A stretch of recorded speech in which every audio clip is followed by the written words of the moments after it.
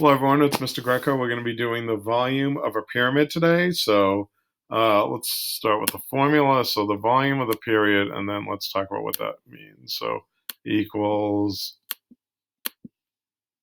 1/3 s squared h. So this is a square pyramid. So we'll make a square right here, right?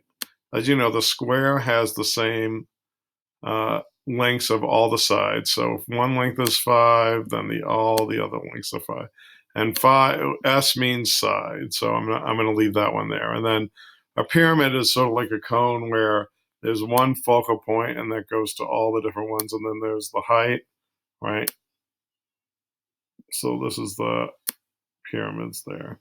And then I'm going to make a different color. So the height of a pyramid goes from the center of the square up, right?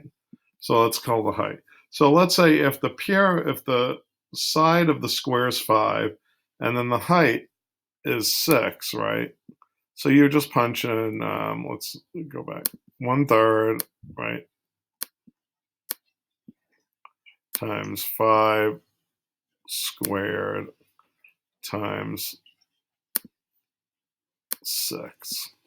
So you do that, 1/3 times 25 times 6. So 1/3 times 6 is 2, because again, remember, we're just dividing this number by 3. So 5 squared is 25 times 6 equals 150. And when you multiply by 1/3, you're just dividing by 3. So that equals 50.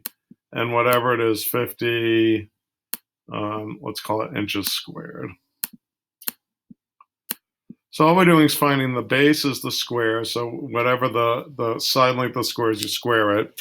So if it's a 10, it's 10 times 10 is 100. And then you multiply that by the height, and then you divide by 3. So as you see, we do the same thing. And this is pretty much what I did. So that's how you do it. So you do 1/3 times the base, which is the square, times the height. All right, that's it.